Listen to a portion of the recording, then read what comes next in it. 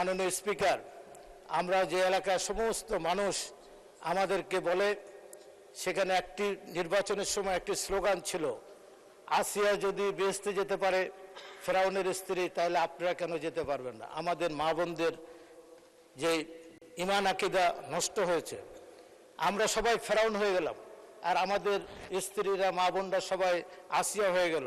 এই যে আসিয়ার কি কারণে বেহেশতে যাবে, এটা আল্লাহ নিজে খোদ কোরআনে বলে দিয়েছেন।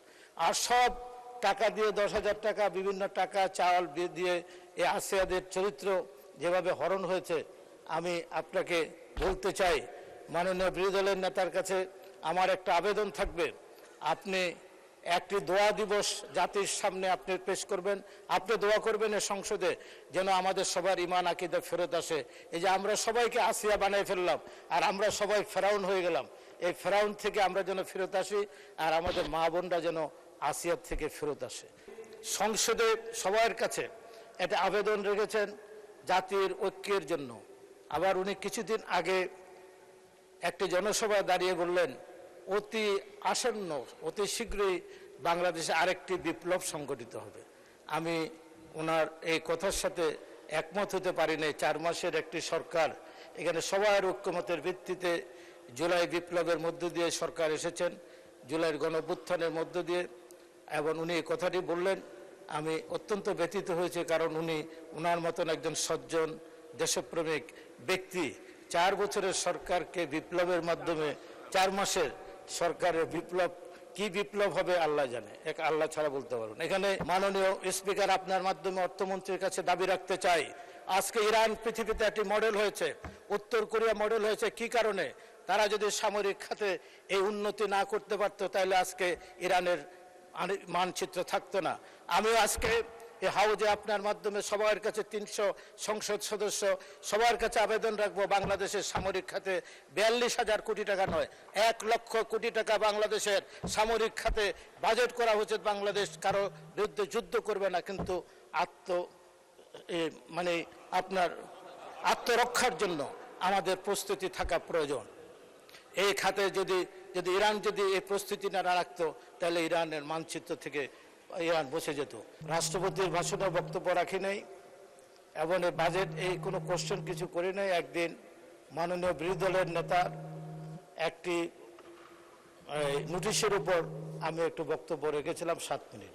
অতএব আপনি আমাকে একটু কনসিডার করবেন, যেহেতু আমি বক্তব্য রাখিনি। আপনি আমার অত্যন্ত কাছের মানুষ, আপনাকে আমি ভালো জানি। মাননীয় সদস্য, আমি একটু ক্লিয়ার করি, আমি প্রথম দিনই বলেছি, I am instructed and advised by the honorable speaker. This morning honorable speaker has instructed me not to extend time. Please excuse me. যে কথাটা বলছেন, এতে আমার 30 সেকেন্ড সময় চলে গেছে, আপনি 30 সেকেন্ড অ্যাড করে দেবেন। মাননীয় স্পিকার, আজকের আমি এখানে দাঁড়িয়েছি 2026-2027 সালের বাজেট।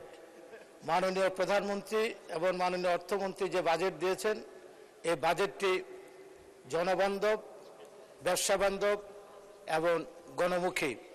আমি এই বাজেটকে অভিনন্দন জানাই।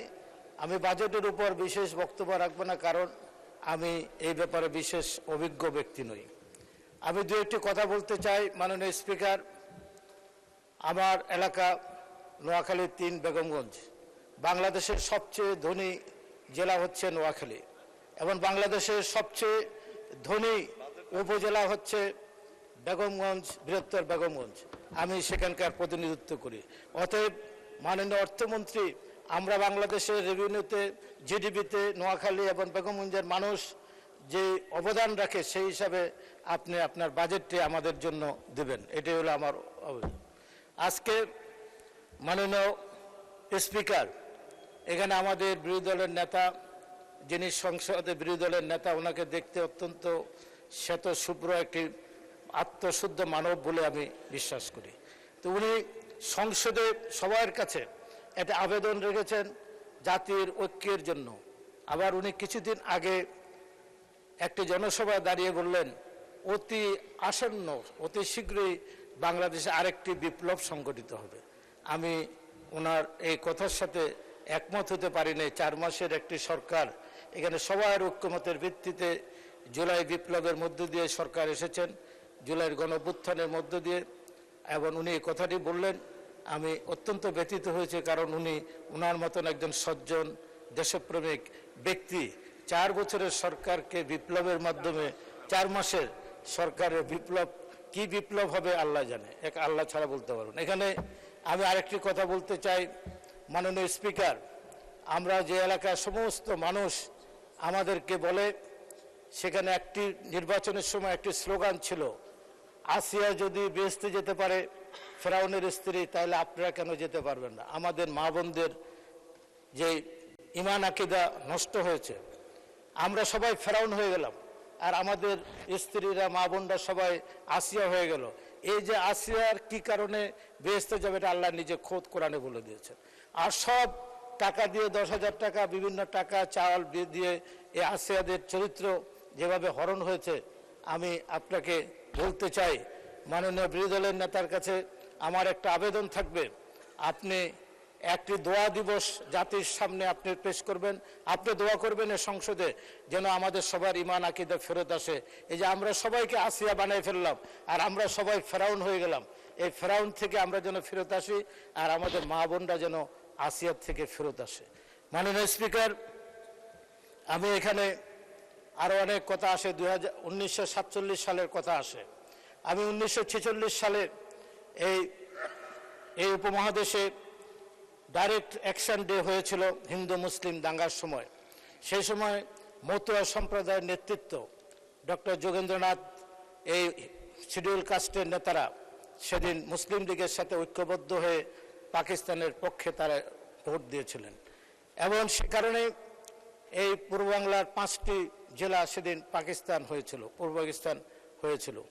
এবং সেদিন এই মুসলিম লীগের নেতা হোসেন সৈয়দ সোহরাওয়ার্দী এবং মুসলিম লীগের আপনার হিন্দু উচ্চবর্ণের হিন্দুরা ডক্টর আম্বেদকরকে বোম্বেতে ভোট দেন, উনি পরাজিত হয়েছিলেন।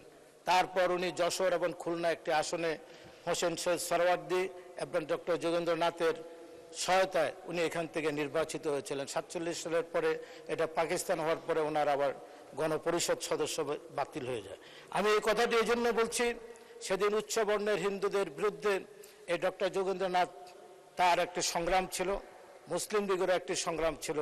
তারা এই দেশের মানুষের মুক্তির জন্য একসাথে কাজ করেছেন, পাকিস্তানের সপক্ষে এই পূর্ব বাংলাকে আলাদা একটি রাষ্ট্র রাখার জন্য তারা চেষ্টা করেছিলেন, সেটা ব্যর্থ হয়েছেন। তা আমি এখানে এই কথাটি এই জন্য বলছি যে এবারকার আমি আমাদের দেশের হিন্দু ভাইদেরকে আমি ধন্যবাদ দিতে চাই। 46 সালে তারা যেভাবে 47 সালে পাকিস্তানের পক্ষে হিন্দু সম্প্রদায়ের এই শিডিউল কাস্টের নেতারা তারা ভোট দিয়ে 5টি জেলাকে পাকিস্তান করেছিল, এবারও তারা বাংলাদেশকে রক্ষা করার জন্য তারা সমস্ত হিন্দু ভাইরা, শতকরা 99% হিন্দু ভাইরা এই বিএনপির ধানের শীষে শহীদ প্রেসিডেন্ট জিয়া রহমানের প্রতীক, স্বাধীনতার মহান ঘোষক বেগম খালেদা জিয়ার প্রতীক ধানের শীষের প্রতি ভোট দিয়ে তারা বিএনপিকে ক্ষমতা আনার চেষ্টা করে। কি কারণে আমি তাদেরকে জিজ্ঞাসা করেছি, আমরা 1971 সাল আর দেখতে চাই না, আমরা 1 কোটি মানুষ সেদিন ভারতে নির্বাসিত হয়েছিলাম, আমরা রিফিউজি হয়েছিলাম, এবারও যদি আমরা আতঙ্কিত, যদি বিএনপি ক্ষমতা না আসে, আবার না আমাদেরকে ভারতে চলে যেতে হয়। তো এই অবস্থা থেকে 1971 সালের মহান মুক্তিযুদ্ধকে ধারণ করে আমরা 30 লক্ষ শহীদের রক্তের সাথে আমরা যেন আমরা বেমানি না করি, এটাকে ধরে রেখে আমাদের বাংলাদেশের অর্থনীতি, বাংলাদেশের বাজেট, আমি যদি এখানে দাঁড়িয়ে বলতে চাই, অর্থমন্ত্রী আছেন, বাংলাদেশের বাজেট প্রণয়ন করার জন্য কোথাও যেতে নাই। পৃথিবীর সমস্ত 700 কোটি মানুষের একদম মৃত্যু থেকে জন্ম থেকে মৃত্যু পর্যন্ত একটি প্রশ্নের উত্তর সেখানে আছে, সেটা হলো হযরত মুহাম্মদ সাল্লাল্লাহু আলাইহি ওয়াসাল্লামের জন্ম থেকে মৃত্যু পর্যন্ত ওনার জীবনী দেখলে সকল মানুষের প্রশ্নের উত্তর পাওয়া যাবে। আর বাংলাদেশের জন্মের পর বাংলাদেশের এই যে বাজেট প্রণয়ন, বাংলাদেশের সকল সমস্যা, এটা যদি আপনি দেখতে চান, তাহলে জিয়া রহমানের স্বাধীনতার ঘোষণা থেকে ওনার 4.5 বছরের ক্ষমতায় উনি যেভাবে দেশকে উন্নয়ন করেছেন, উনি 1টি 2টি বাজেট উনি নিজে অর্থমন্ত্রী হিসেবে ঘোষণা দিয়েছিলেন, বাজেট পেশ করেছিলেন। ওনার বাজেটের দিকে তাকালে, ওনার দেশ শাসনের দিকে তাকালে, ওনার দেশপ্রেমের দিকে তাকালে আমাদের সমস্ত প্রশ্নের বাংলাদেশের উত্তর পাওয়া যাবে শহীদ প্রেসিডেন্ট জিয়া রহমানকে। এখানে শহীদ প্রেসিডেন্ট জিয়া রহমান থেকে যদি আমরা বিচ্যুত হই, তাহলে বাংলাদেশের স্বাধীনতার সার্বভৌমত্বের আপনার হুমকির সম্মুখীন হবে। আমি মাননীয় স্পিকার আপনার মাধ্যমে অর্থমন্ত্রীর কাছে দাবি রাখতে চাই, আজকে ইরান পৃথিবীতে একটি মডেল হয়েছে, উত্তর কোরিয়া মডেল হয়েছে। কি কারণে? তারা যদি সামরিক খাতে এই উন্নতি না করতে পারতো, তাহলে আজকে ইরানের মানচিত্র থাকতো না। আমি আজকে এই হাউজে আপনার মাধ্যমে সবার কাছে 300 সংসদ সদস্য সবার কাছে আবেদন রাখবো, বাংলাদেশের সামরিক খাতে 42,000 কোটি টাকা নয়, 1 লক্ষ কোটি টাকা বাংলাদেশের সামরিক খাতে বাজেট করা হয়েছে। বাংলাদেশ কারো বিরুদ্ধে যুদ্ধ করবে না, কিন্তু মানে আপনার আত্মরক্ষার জন্য আমাদের প্রস্তুতি থাকা প্রয়োজন। এই খাতে যদি ইরান যদি এই প্রস্তুতি না রাখতো, তাহলে ইরানের মানচিত্র থেকে ইরান বসে যেত।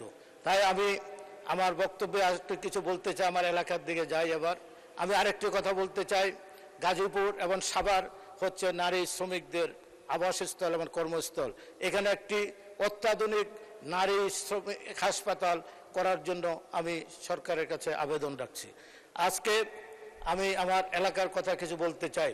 মাননীয় স্পিকার, আমি আগেই বলেছি, আমার বেগম খালেদা জিয়া ক্ষমতায় থাকার সময় আমার চমুনি এসএ কলেজটি বন্ধ হয়ে গেছিল। প্রায় 40 একরের উপরে কলেজটি নির্মিত।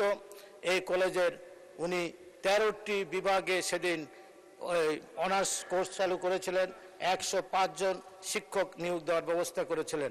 আমি আপনার মাধ্যমে শিক্ষামন্ত্রী এখানে নাই আছেন, বললো যে ন্যূনতম 6টি মাস্টার্স কোর্স এই কলেজে চালু করার জন্য দাবি জানাচ্ছি। আমার এখানে একটি শহীদ প্রেসিডেন্ট জিয়া রহমান, একটু 1 মিনিট বাড়ায় দেবেন স্পিকার, 1 মিনিট। একটি ভোকেশনাল ডিপ্লোমা ইনস্টিটিউট করেছিলেন, আমি সেটাকে 91 সালে ডিপ্লোমা করেছিলাম, 2001 সালে এটাকে বিএসসি ইঞ্জিনিয়ারিং কলেজে রূপান্তর করেছি।